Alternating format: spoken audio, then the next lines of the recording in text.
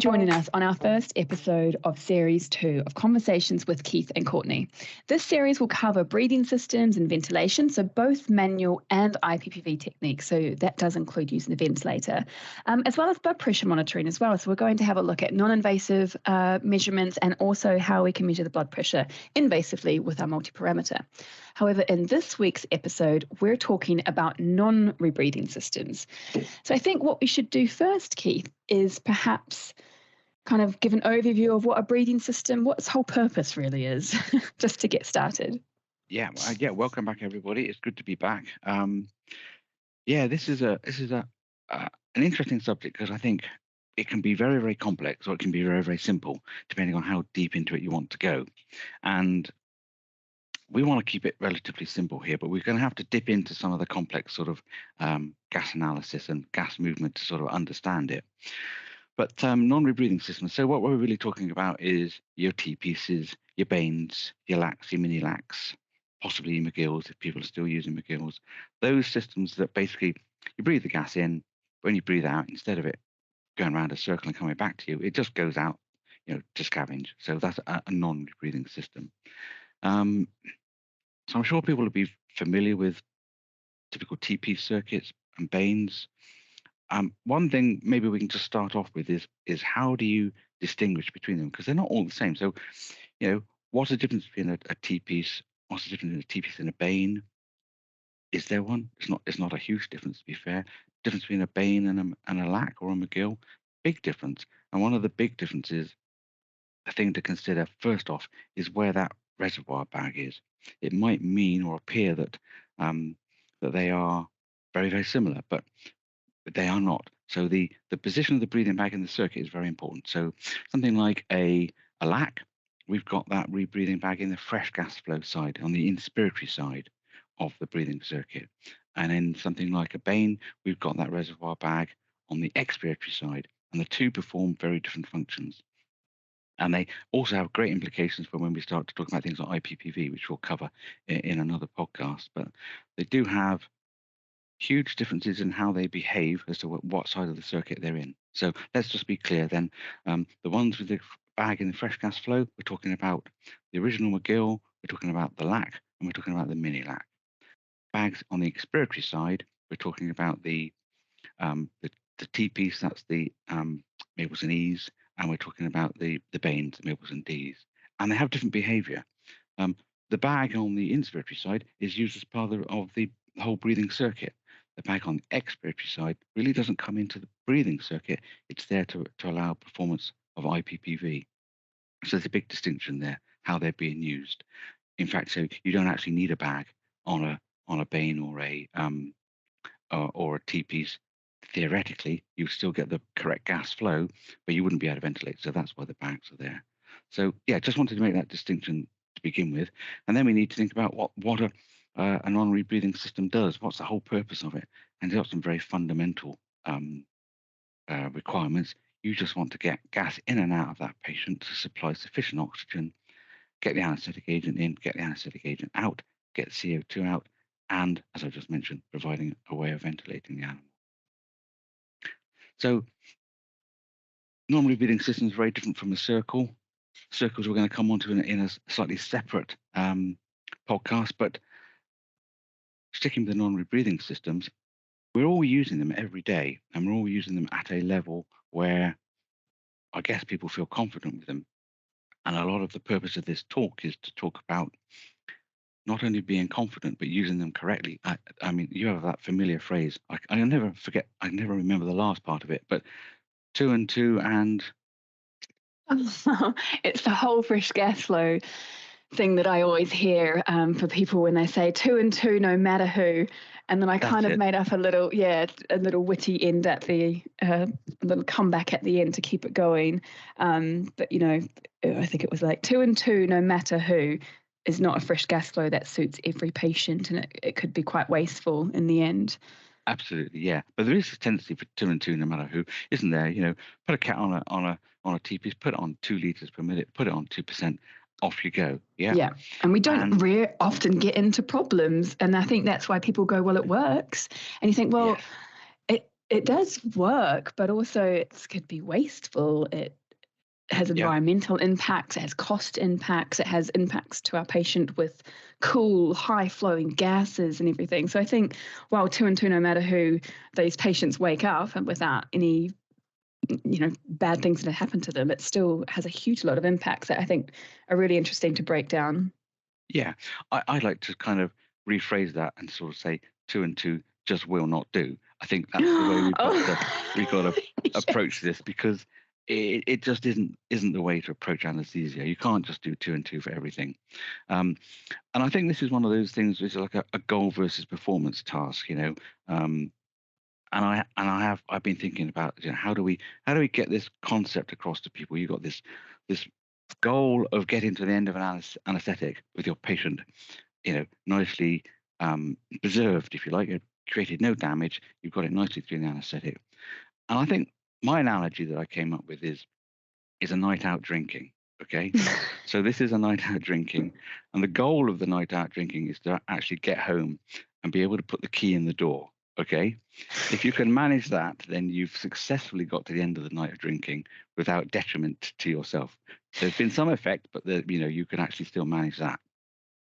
So how can you achieve that if you go that night out drinking? Well, you could start off and drink down 7 pints right at the beginning. Say you start at 2 o'clock in the afternoon, down your 7 pints, and then tail it off and not drink anything till 10 when you go home. You probably would have sewed it up and you'd get the key in the door. But that's not best performance. You may have done a lot of damage in that initial 7 pints, and what you said, what you said to people, and what physical damage you may have created. So that's not the way to do it. Another approach might be to drink steadily a pint every hour until you go home, and you probably be okay, but you may have that cumulative effect and you may not be okay. So how would you in that afternoon's drinking, how would you assess that? I think what you could do is you could do a sobriety test every hour. Okay, if you do a sobriety test every hour, you can stand on one leg and recite the national anthem or whatever it is. Then if you can keep on doing that, then you're fine. If you start to fail your sobriety test, you'd back off. Okay, and then you'd be confident when you get home at 10 o'clock and put the key in the door, you can actually find the keyhole. Seems far-fetched, but what we're doing in anaesthesia is not that far from it. If you're giving a patient, an agent, and you overdo that agent right at the beginning, or you allow it to breathe, underbreathe or underventilate, and you overdo the CO2, you may cause damage initially. Excessive respiratory depression, excessive, hypercarbia, problems there, which later on you may sort out, and it may be fine towards the end of the anaesthetic. But how do we know? How do we assess it? You could fly by the seat of your pants, your 2 and 2, no matter who, and you get to your goal. You wake the patient up. Yeah, the key fits in the lock. You think you got success, but I'm saying that in that journey to that point, you could have actually not done that patient the best favour. Tripped off the curb. Could have done all sorts of things. Yelled at someone in the pub. Yeah, you could have done a bit of damage to yourself. You could have done the damage. Even though you got the key back in the hole. Yeah. You wake your patient up at the end. So our sobriety test, when we're monitoring a patient, isn't a sobriety test. It's depth of anaesthesia. So we assess the depth, and we look at things like capnography. Are we actually using this breathing system the correct way, the way that it should be used? Because then you've got some means of assessing whether that whole process is going correctly. So a bit of an odd analogy, but I think the point is that we can just put it on an anaesthetic circuit, and we can just run it, and we'll probably get to the end, and we'll probably be all right. But wouldn't it be much better to put it on an anaesthetic circuit, understand what we're doing, and get the patient comfortably and safely through to the end, and then in the knowledge that when we finish, everything is as it should be. So yeah, bit of a tangent, bit of an odd I mean, it's fantastic. But so with the sobriety tests as you're drinking to get home, that's actually us just monitoring physiological parameters or what's happening, and then making changes dependent on oh gosh, too much right now, let's just taper off, or heck, I can do a bit more. Yeah. There's room for movement. Okay. Or if you do your test on your patient, and there's movement, there's a return of pedal reflex, something like that, your anesthesia isn't good enough, you need to increase the depth. Or if you see your end tidal CO2 is increasing, then you're not ventilating enough, probably over suppressed in terms of its spontaneous respiration. May just be a matter of turning down the vaporizer again. So we're doing those assessments and we're making adjustments.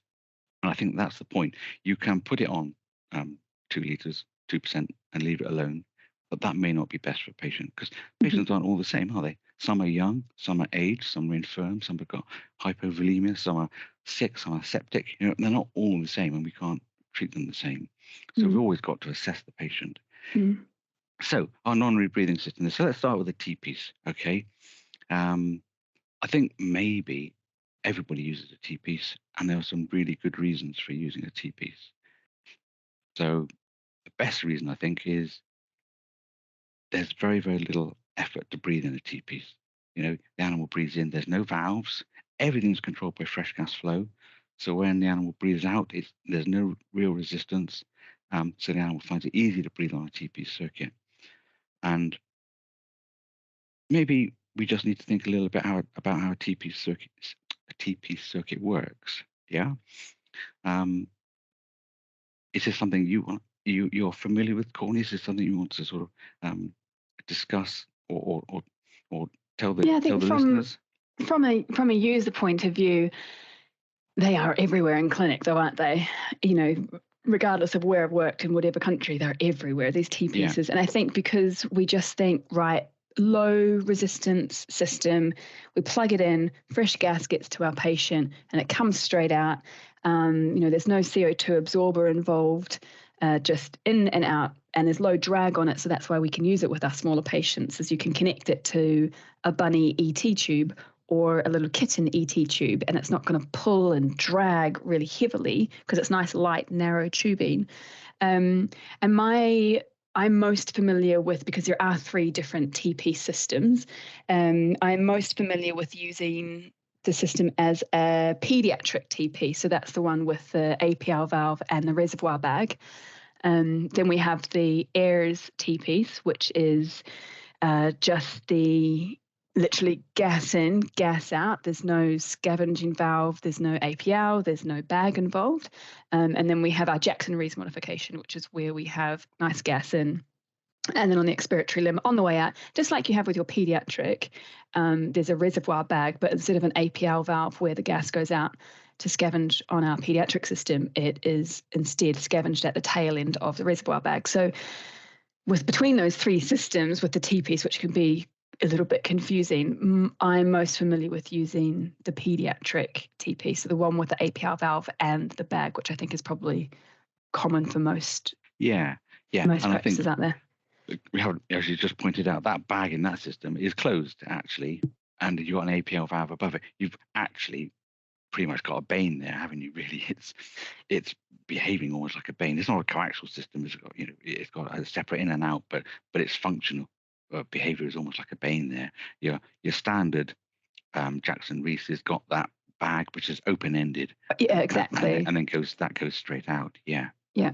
And I think I always like to think of the breathing systems in 2 different ways. And this isn't something we mentioned just before we started talking about this, but just while it's on my mind, we call our breathing systems the T-pieces and the LACs and the banes and whatever, but we do have a classification, which we call the Mapleson classification.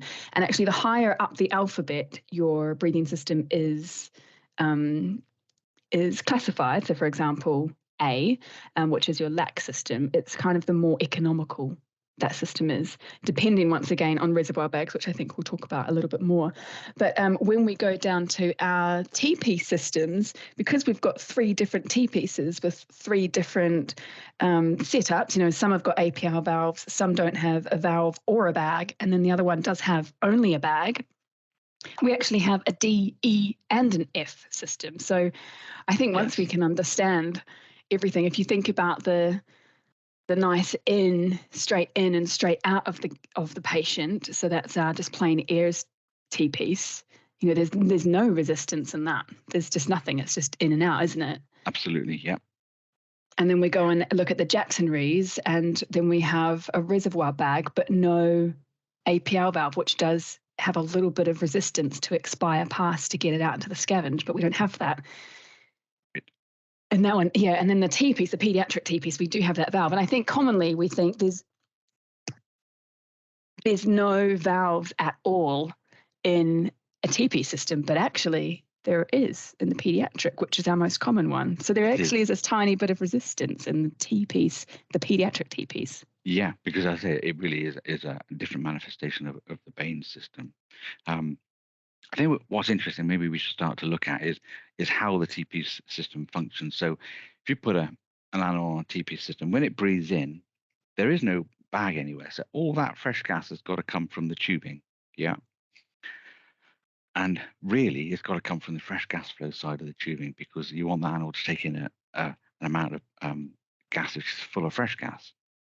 Now, I know these are called non-rebreathing systems, but actually in any TP circuit, if you get it sort of perfectly matched to the patient, there is a degree of rebreathing coming from the expiratory limb, but it's not rebreathing of waste gas, it's rebreathing of fresh gas. It just increases the efficiency a little bit. But just to think, when the animal wants to breathe in, it's going to really have to get it all from that inspiratory fresh gas limb. So you have to give the fresh gas flow high enough to match the requirement of the animal. Because it's going to be fast. It's going to be, it wants that fresh gas now. So you have to give that fresh gas flow all the time, because fresh gas flow doesn't know when the patient's taking a breath. So that's why they're so inefficient, because you're having to provide a high fresh gas flow for every time it wants to take a breath. It doesn't try and pull it back down the expiratory limb, which would obviously be rebreathing. Or if the limb was relatively short, they may even be pulling gas back in from the environment, depending on whether it's got a bag on the end or not. So that's why a T-piece becomes or is inefficient. And then we have these things called circuit factors, don't we? And there's a couple of ways you can look at circuit factors. I just normally do sort of a quick analogy. If you have the whole circuit factor is based on an assumed ratio of 1 to 2, inspiration to expiration. Okay, if you assume that inspiration to expiration ratio of 1 to 2, then that's the same as saying the system has a circuit factor of 3. Okay. Yep. So that's 1 second in, and then 2 seconds to exhale and pause. Yeah, that's it. Yeah, but so basically, what you're saying is that you've got to provide in that period enough gas flow during the inspiratory pause to satisfy all that requirement. And if the expiration is twice as long as inspiration, you can say that the circuit factor is 3. I don't want to go into the maths of that too much, but basically, let's just use a value of 3. It's a lot easier than 2.5. And to some extent, it's we're not at that level of accuracy to calculate it and set it. What we're going to be doing is setting it and then tuning it with our capnograph.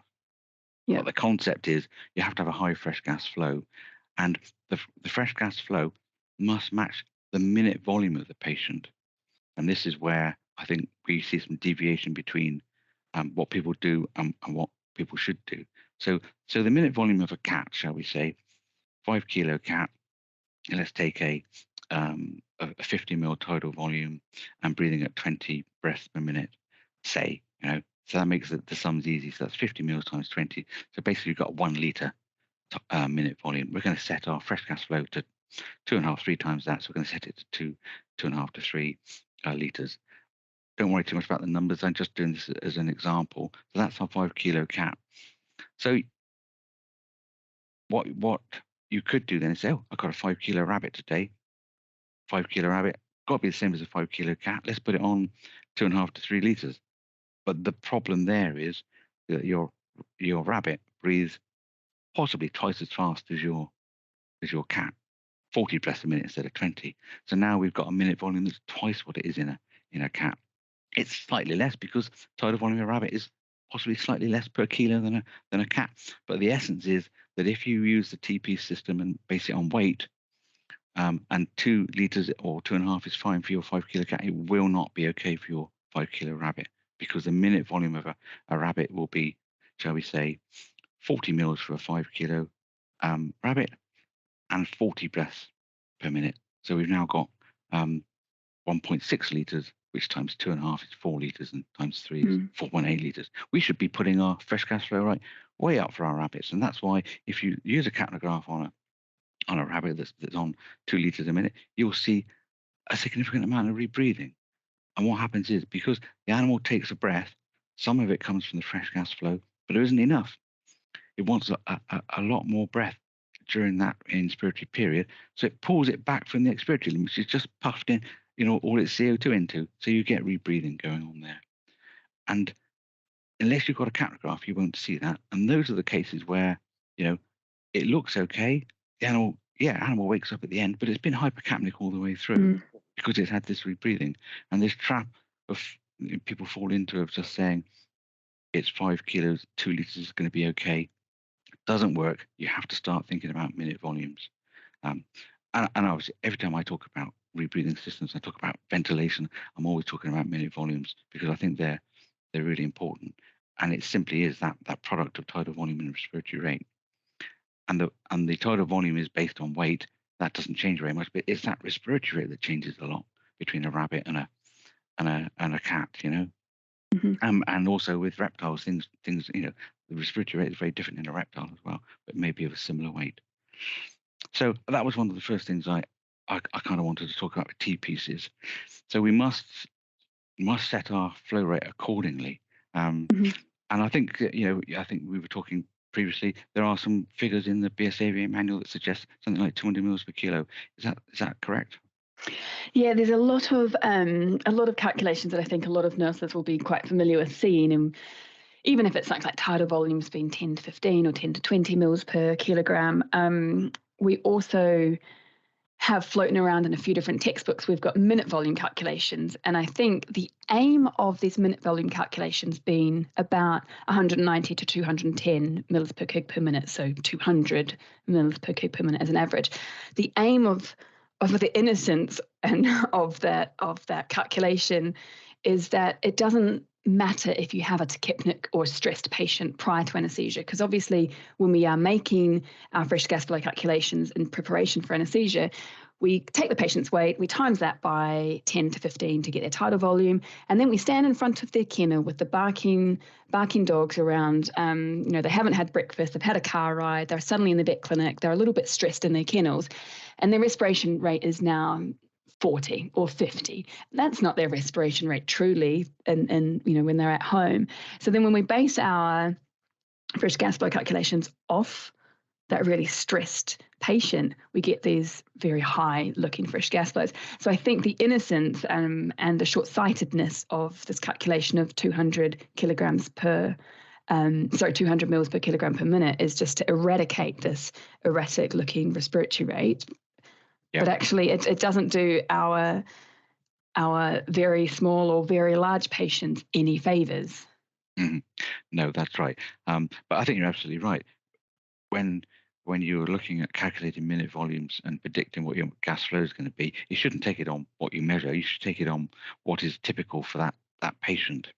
Yeah, exactly. Yeah. So I often think, if that cat's respiratory rate's 40 in the kennel, I should expect my cat's real respiratory rate to be, like 20 or something like that. So I would just taper down. And I think that's probably another important thing about our non-rebreathing systems, is that the fresh gas, for me, is never a static delivery. So it's not ever going to be this 2 liters per minute for 60 minutes or whatever. For me, it's a very variable flow depending on if that patient starts, as the ovary's been pulled or, whatever. So to me, I feel like I constantly have to change that fresh gas flow to accommodate the changes perhaps in my patient's minute volume during their anaesthetic experience. Absolutely, yeah, because if they do start breathing deeper and faster, their minute volume has gone right up. So to prevent rebreathing, you need to increase that fresh gas flow. And by the same token, once they're all settled and nicely asleep on the table, and it's a nice stable anaesthetic, that fresh gas flow can probably be reduced right down towards its 2.5 times minute volume. So it is a variable, and I think in the past, and I can understand why these sort of approaches have developed, but in the past we didn't have capnography. Now a lot of people have got capnography, so you can use that very quickly to see whether your animal's rebreathing, and you will see it you put a capnograph on a patient on a T-piece. If you see rebreathing, you're going to see a normal trace going, expiration going up, plateau, breathe in, comes down, and then depending on how close you've got the fresh gas flow to what you require, you're either going to see an interruption in that nice down slope with a little bit of a a kink in it, or it's going to go to zero, and then you're going to see a little what looks like a secondary breath. But they're all indicating rebreathing. It means that the patient's actually pulling CO2 back from the expiratory limb because the fresh gas flow isn't high enough. And you merely turn the fresh gas flow up until you lose those effects and have a nice, stable capnogram again. And it's not difficult to do. It takes a few breaths or so to get it right, but it's a nice way to do it. Mm. And we don't want to put our patients right on the edge and sort of have them, so tightly controlled that there's any risk of them rebreathing. But at the same token, I think nowadays we don't want to be pumping volatile agents out into the atmosphere. I mean, the name non-rebreathing system means that everything's going out the window. Mm. Our oxygen's going out the window, our agent's going out the window. So there's a cost implication. So the practice should be grateful if you keep oxygen flows to a not a minimum, but to the required level. But isoflurane and sevoflurane last for ages in the atmosphere. Mm. It's a huge impact, I know, and the veterinary profession is actually quite a poor performer in that regard. We're quite a culprit of actually putting in a lot of stuff out into the atmosphere. So on that side of it, it would be good to get fresh gas flows that tailored what you actually needed rather than just setting it on 2 or 4 or whatever. And yes, it's a iterative process, isn't it? You can't just set them at, you do your calculation, set them at 3 liters, off you go, and then leave it, because again, things will change during the course of the anaesthetic.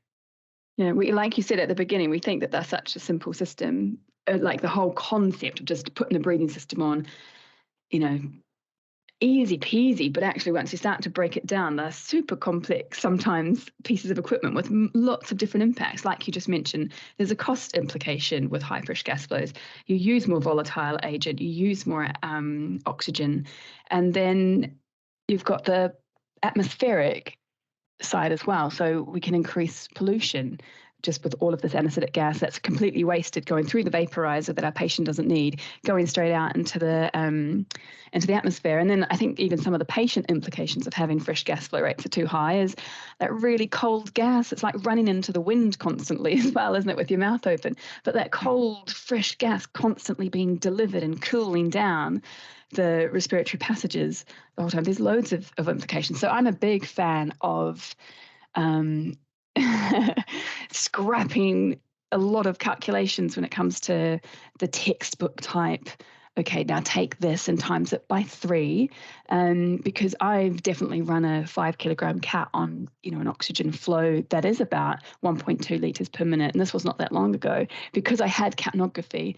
And I was just weaning down my fresh gas flow until I saw a bit of rebreathing and then just going ever so slightly above. But I had to constantly watch it because, it was a blocked bladder cat. And once we started to try and catheterize this cat and he wasn't happy about it, his breathing changed and I had to change my fresh gas flow rate with it. So I think, the 2 and 2 just won't do is for the environment, for the economy and for our patients as well. Yeah, I think this is, what you described there is brilliant. You got a cat and you got it down to 1.2 liters.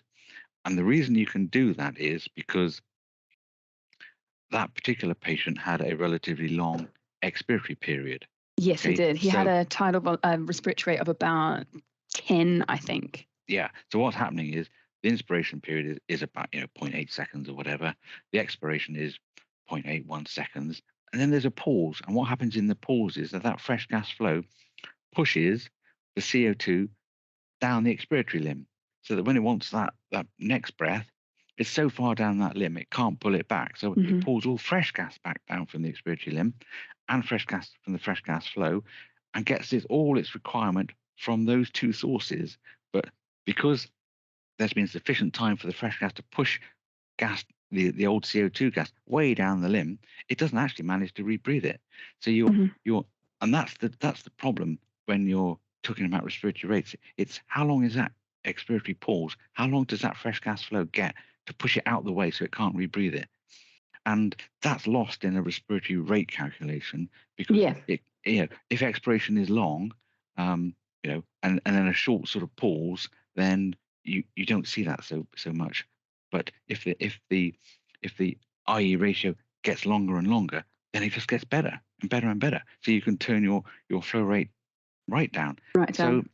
yeah, so we have to have a start point, don't we? We have to have a start point which says, here's our sort of, here's our calculation for where we should set our flow meter at this. Then we use a capnography, and then we tune it to where we can actually be. Yeah. And it very much depends on the patient. Because if that cat had been a little cat spay or an abdominal op, and there'd been pain, we'd have seen an increase in respiratory rate, and you would have had to put your fresh gas flow up. Exactly. And that's because there's probably this minute volume change. I'm going to have to adjust my fresh gas flow based on this patient's minute volume. So it starts to it all ties together, doesn't it? Yeah. So the point is minute volume in a patient isn't constant, I think, is one of the fundamental points there. And which is why our 200 mil per kg per minute isn't textbook. It's not, same paintbrush for every for every patient, because some of our patients are able to change their minute volume based on their respiratory rate or their tidal volume, and not just this fixed 200 mils per kg per minute. So starting point, but doesn't do all of our patients every favor. No, that's right. So I think, we just started off with the TPs. It is a simple system, but when you start looking at it, the behavior of it is quite complex, and it relies on providing enough gas for the patient when it wants it. And that's slightly unpredictable because it has its own breathing rhythm. It's not like we're ventilating it.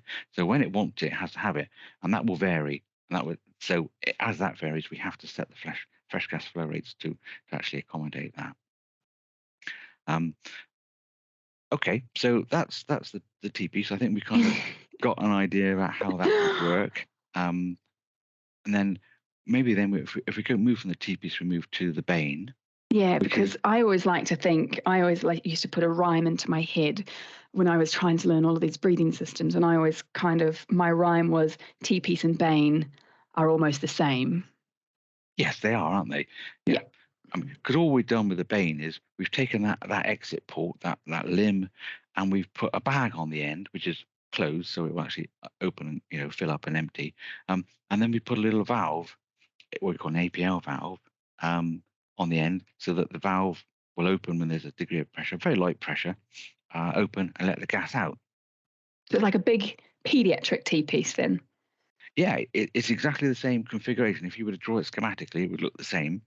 So what we've done is we've introduced that valve. Now that valve has two implications. One is it's only going to open at pressure, so there's going to be some back pressure into the system, and it's one way, so it will not allow gas to come from the room or whatever, or the scavenging system back into the circuit. So we've actually changed the dynamics quite a bit. So what happens then is, don't consider the bag as a reservoir for breath. It isn't. You still need that high fresh gas flow rate, because it's the length of tubing from the patient to the bag that's important. Because if that's long enough and can hold the patient's tidal volume, then you'll never pull any gas from that bag, and that bag is obviously going to be full of CO2. Once it gets to the bag, it's so big that it will always have CO2 in it. But the gas in the tubing from the patient to the bag will be full of, as the patient breathes out initially, fresh gas. Then the CO2 will come out. That will be going down the limb as well, pushed by the fresh gas flow. And then if that tube is long enough, when the animal goes to breathe in again, it'll take some of the fresh gas that's already been pushed down there, just in the same way that the TP circuit works, and rebreathe fresh gas from the expired limb plus what's coming in from the fresh gas flow. So you still have to have those high flow rates. And if I think back to using a Bane, quite often, when you use the T-piece, I used to see the bag move that little bit with the pediatric T-piece. But actually, when I had the Bane in use, you wouldn't really see much of the bag change in size, because, like you just said, that patient needs that high fresh gas flow to pull their inspiratory breath from the inspiratory limb. And then as they expire and it moves up the expiratory limb, puts pressure into that reservoir bag, it spills out and spills over. So that reservoir bag is very CO2 heavy. Yes, absolutely. So, yeah. And so what that valve, you'll have it lightly open all the time, so it'll open at what is around about 1 centimeter or so. So the animal, when it breathes out, doesn't see a lot of back resistance. It get the bag starts to fill up, fills up to the point where it starts to pressurize, reaches that 1 centimeter, bag opens, and the gas is then lost.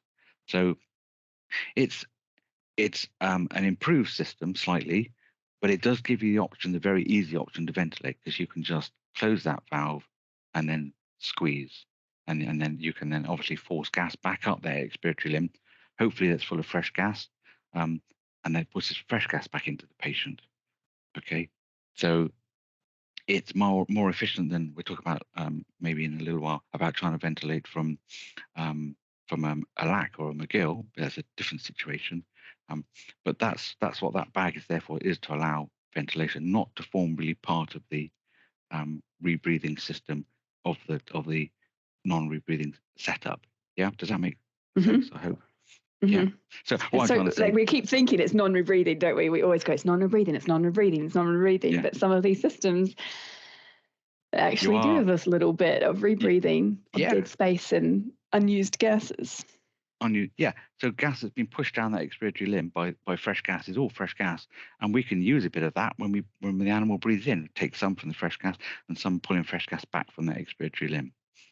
But it isn't that much more efficient than a TP system, really, because it is based on the same principles. It does allow you to do IPPV, and I don't think we're going to discuss IPPV here too much now, because that's going to be a subject of another podcast. Yeah. Mm-hmm. Yep. Okay. So maybe you can sort of explain to the listeners what sort of animal sizes we'd put on a Bane.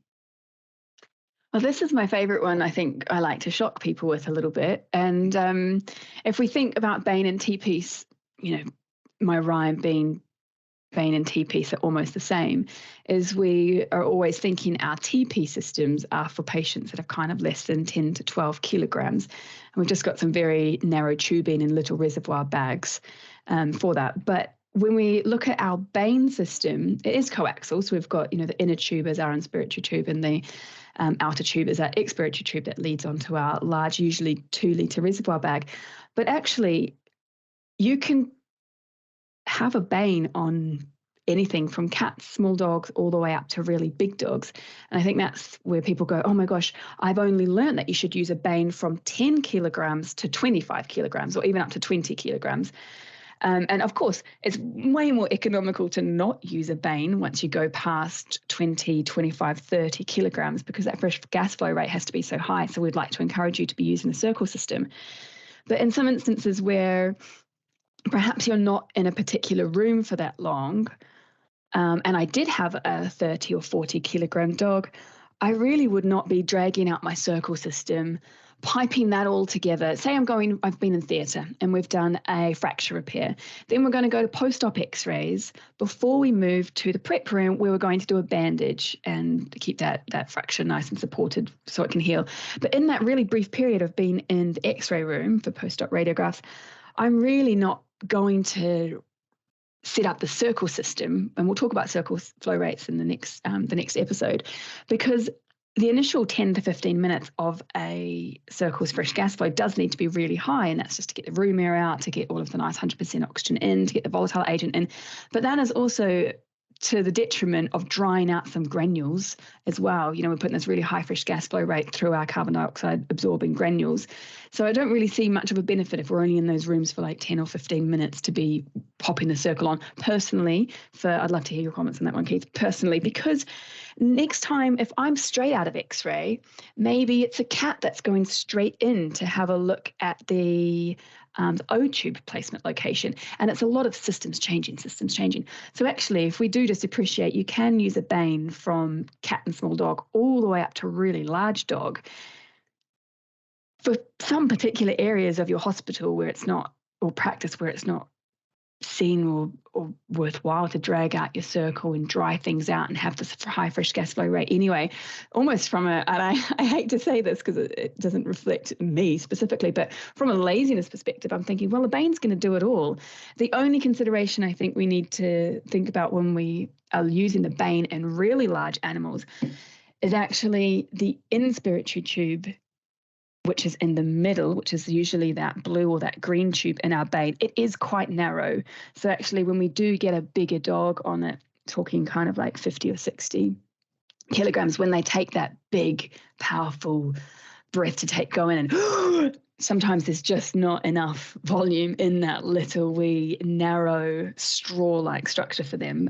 So that's where I'll probably just get out a bigger system. But our banes, I think it shocks people a lot when they hear you can use them on a cat all the way up to a large dog, because we've got T-pieces for cats and then we've got circles for large dogs. But you think that, of course we do, but we can take a step back and put the bane on and just put one system in the X-ray room, for example.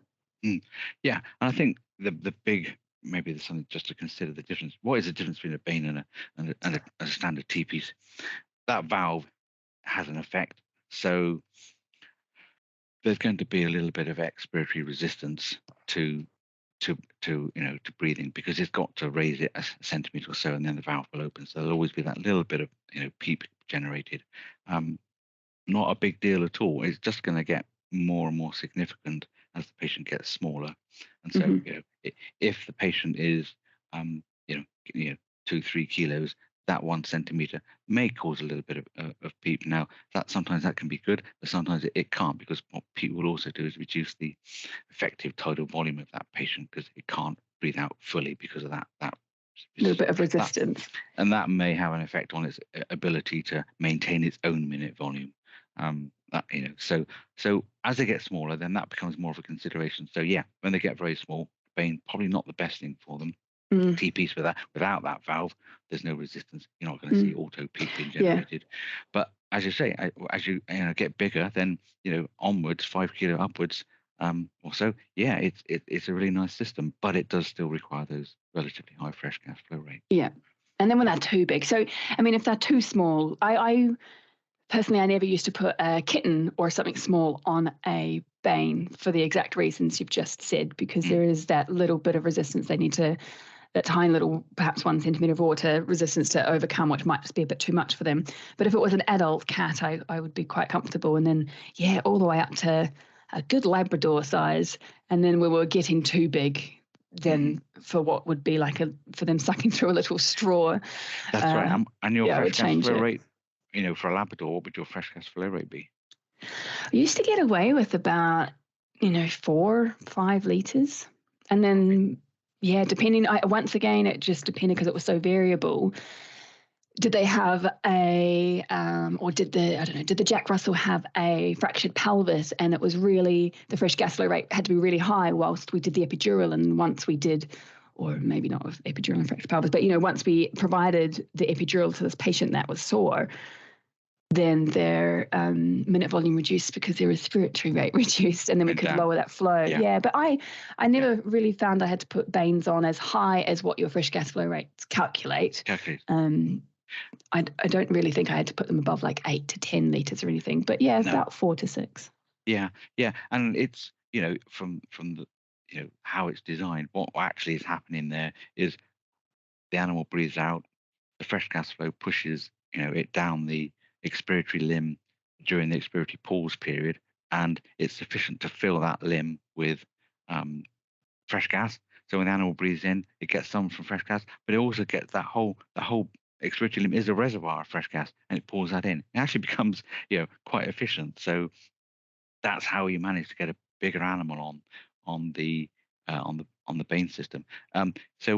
And if you picture in your mind a T-piece system, it has a very short expiratory limb, typically, doesn't it? It is quite short. Yeah. And so what the big difference between a bane and a T-piece is that the expiratory limb, which forms part of this reservoir system, is much longer. You will get a point where your animal is too big, and its tidal volume when it breathes in exceeds the volume of that expiratory limb. It'll start pulling it from the reservoir bag, and then you'll start to see a degree of rebreathing again. So what we've done is we've gone from the T-piece with a little expiratory limb to a bane which has got a big expiratory limb, and we're using that expiratory limb as our reservoir to be able to pour back in for the inspiratory period. Same principles apply, but we've just improved things by having a bigger expiratory limb for the bigger animals. Now, we can make things so much more efficient if we put a reservoir bag on the inspiratory limb. Because then what Hmm. happens is that fills up with fresh gas. Animal wants to take a breath. It takes what it can get from the fresh gas flow, which can be less, but it takes a lot of it from the bag then, because the bag is full of easily accessible fresh gas. So that's why our LACs and our McGills, our Mapleson A type systems, can have a much lower flow rate. So they're much more efficient for breathing um, than the Mapleson Ds and Es. So talking about other non-rebreathing systems, let's look at the other side now, where we've got the bag on the inspiratory side. So So our let's take first our two we talked about, they had their bags on the expiratory side. absolutely yes. Now we're Yep. talking about systems with bags on the inspiratory side. So we'll take our LAC, and basically what happens there is that the animal breathes in, and it takes fresh gas from the bag. So the bag deflates slightly. Okay. At the end of inspiration, it's going to breathe out. But of course, the trachea and everything is all full of nice fresh gas because it's filling up that dead space. So it breathes that out. The bag is not full anymore because it's just taken volume from it. So it's easy to fill up. So it fills up the bag preferentially, filling it with all the fresh gas that never got used in the dead space until we get to a point where the bag is full, and then gas is then forced down the expiratory limb and then goes out. So that becomes really much more efficient. And you can actually, if you get it absolutely right, you can set your fresh gas flow rate to be just over your alveolar minute ventilation rate. Really, really efficient. But of course, there are some implications there for size as well, because you you've got that valve in the expiratory part of the circuit. On the McGill, it's right next to the patient. In the LAC, it's taken right back to the anaesthetic machine. But you have got that valve, and again, you have the same problem with the smaller animals and how they cope with that valve and the degree of PEEP that it will push back on them. But again, a very nice system. And one that you can again tune with capnography, because if you get the fresh gas flow right, you're not going to see rebreathing. It's all going to be nice, clean capnograms. So again, your experience of using LACs or even mini LACs. Oh, I love using LACs. Definitely mini LACs in my small patients where I don't want to put them on a high fresh gas flow rated TP. So I would definitely be using my mini LACs for patients that were kind of from about 1 to 2 kilograms up to 10 kilograms. And then if I did have an adult LAC available and I was in a position fortunate enough to have every breathing system around, I could put them on, if I had that Labrador where I wasn't going to put them on the circle system whilst in radiology, but perhaps the Bane wasn't suitable for them, then I also used to just quickly whip out the LAC as well. So managed to use both. I personally, rumor on the street, kind of heard that McGill's, I've not used McGill personally, but I did hear that the lack of appeal was due to the fact that that exhaust valve and APL valve was right at the patient end, and it just got a bit in the way and increased the drag on that ET tube, and it would pull on that ET tube. But they still exist. People still have them, and in my mind, the McGill and the LACs are the same system. The reservoir bag is on the inspiratory side. It's just where that exhaust valve, that APL valve, now sits. That's right, and that valve on the LAC has just been pushed back to the back up to the breathing system. So it's just much up to more the convenient. Yeah. Machine. I mean, when I started in practice, we had McGill systems, and you've got that valve opening right near the patient to get rid of exhaust gases. And I don't think actually for many years they've even scavenged it. But that's, you know what? I was going to ask you that era. question, and I thought, is this offensive if I asked you? I was going to say, gosh, could you imagine also having that, that big thick scavenging tubing right down at the patient end? And I'm thinking, oh, Keith, are you from the era where it just, it was invisible and no one really cared about this anaesthetic gas? Then I thought it might have been offensive and he might have had a word to me. No. It's exactly how we used it. Yeah. Nice deep breath of that anaesthetic gas when you're doing the dental. I know how things have changed. Definitely for the better. We certainly did a lot of kind of scary things really back then. But yeah, this valve, I want to mention the valve. So hopefully people are beginning to see adding the valve into the vein and adding the valve into something like a lac and the mini lac starts to have a profound influence on the circuit behavior. And the mini lac has got a valve that basically opens at a tiny, tiny pressure. So actually it makes it very, very easy for tiny animals to be put on it. So that's part of its appeal. The traditional lac has got a spring-loaded valve, and that is slightly more slightly heavier to raise. I mean, I'm still talking about being fully undone, but it's still is the mini lac's going to be a fraction of a centimeter. The lac's going to be maybe a centimeter or 1.5 centimeters, and it's somewhat dependent on flow as well. The higher the flow, the higher the pressure is going to be. So that kind of differentiates them. But that valve is absolutely critical to how the whole thing behaves, because that valve wants to open just at the point where you've put your dead space gas into the reservoir. The fresh gas is also added to that, and now you're ready to get rid of alveolar gas. That's when the valve should open, and that valve's got has a crucial sort of behavior. So the typical plastic APL valves, mass manufactured, can have a huge range of performance values. So they're not always going to open at 1.0 centimeters. Some might open at 2, some might open at 0.6.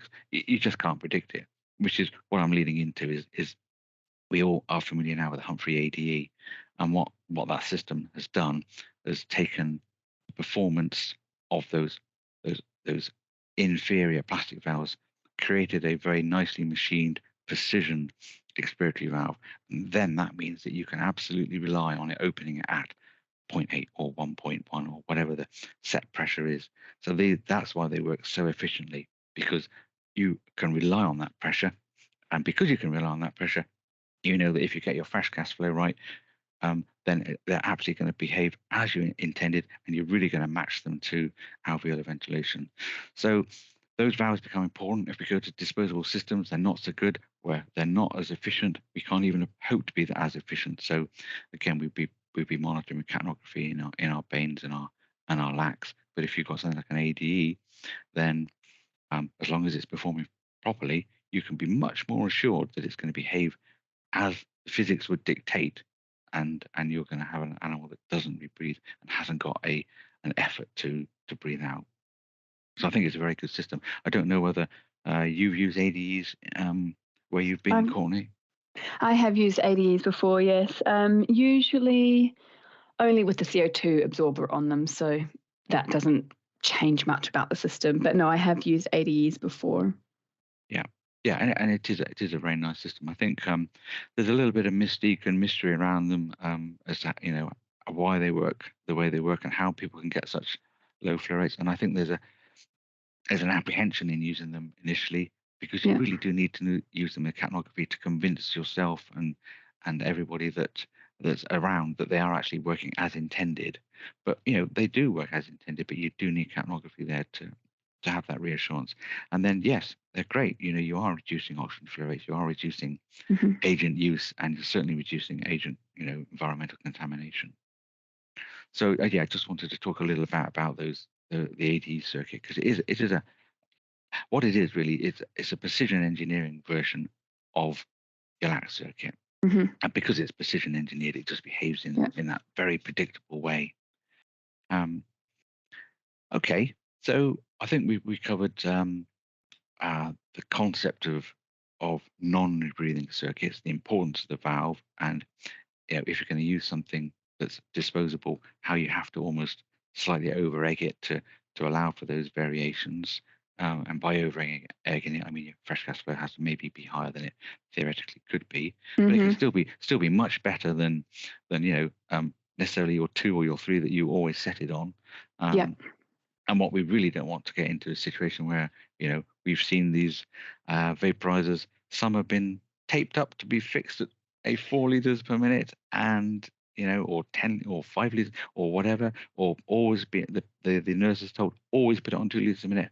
We really got to get away from that, because we can be much more refined than that and better than that, because now we have the tools to work with it. Capnography is that tool. So I hope people kind of take that message away, that the circuits are not as prescriptive as they would appear. You can actually adjust your fresh gas flow rate if you've got capnography to really get the flows down and improve the patient's well-being and the practice well-being. And the world, the atmospheric pollution of the world. We are guilty as veterinary anaesthetists to be just pumping it out there. And I think this is probably a very important point for many practices that are seeking like a more sustainable way of operating, with surgical scrub hats that are now washable. Like, let's keep thinking about, if you are trying to pursue a sustainable practice, consider your fresh gas flow rates as well. Yeah. So, I mean, ostensibly, any non-rebreathing system is going to be tending towards a wasteful system. Mm-hmm. And we've improved it. We've gone from the bag in the expiratory limb to the bag in the inspiratory limb. That improves efficiency enormously. A greater improvement in efficiency, of course, is to start using a circle system, mm-hmm. which is going to be the subject of our next podcast. So when we start looking at circle systems, we can see how that efficiency has improved even more. And yeah, we'll talk about animal sizes and how we work with animals on rebreathing systems in the next episode. For now, I think we've covered a lot of ground on the traditional non-rebreathing systems. And I just think the take-home message is they can be much more efficient than the way you're probably traditionally using them if you invest a little time in predicting minute volumes, predicting flow rates, and then adjusting flows. I think the important thing is adjusting flow rates. You could not calculate anything. You could put it on 2 to start with, but then you'd have to just adjust. Mm-hmm. That's exactly how I like to spice up my anaesthetic day. I just put it on and play around because I've got the tools to. Yeah, and that's what the tools are there for. Absolutely. Yeah. Okay. Have I missed anything there? Is there anything else we want to just cover before we wind up? No, I think, to be honest, we could probably, you and I, we could just keep the recording going and we could talk all day about it and be excited by what someone's described to me as a very dry subject that we can make quite exciting by understanding. And I agree. And I think that we talked a lot about how these systems worked and a lot of summary points about the way fresh gas flow moves and the way that the breath moves in these systems. And I think if anyone has any other questions about size, patient, maybe how to select the perfect non-rebreathing system for your patient, or you want to know how to leak test it or how to give IPPV for these certain systems, I think that would be another whole podcast in itself. So if anyone does have questions on non-rebreathing systems that we didn't cover, definitely send us an email because we do have an address which is clinicalsupport@burtons.uk.com, which you can send your questions to, and one of us will answer them for you. Or else we can share with you a lot of our resources. So we've done quite a few YouTube videos on different breathing systems and how they work and just a little bit of an overview. So I think, we could keep going and talking about breathing systems, but I think we'll have to start almost a second episode so we can talk about circle systems because I find them quite exciting as well. But any other questions that people have about breathing systems, just reach out to us. And it's a topic I think we both get very excited by. So clinicalsupport@burtons.uk.com. Okay, one of the last things I forgot to mention this, it is probably worth mentioning, just talking about environmental contamination. I think we had some figures just for example, if you've got a fresh gas flow of 4 litres a minute, say, set in your vaporizer set at 1.5%, it's going to use about 20 mils of anaesthetic agent per hour. But if you can get that down to 1 litre a minute, you're only going to use 5 mils of anaesthetic agent per hour. It is that direct relationship. You halve the flow rate, you're going to halve the amount of anaesthetic you actually use. So just to reinforce that point about the economy of what you're doing will be so much improved if you can tune it to what the patient really needs. Brilliant. Well, thanks very much, Courtney. It's been obviously an interesting discussion. I can't believe that an hour's gone past already. I know. We had so much we could have talked about, and we could almost do another hour on just this alone. But we're going to break it off here, and then we're going to, in episode 2 of this series, we're going to talk about circle systems. So thank you for listening. Thank you. See you later. Thanks for listening to this week's podcast. Don't forget to follow our podcast to stay up to date with the latest episode, and feel free to share with your team.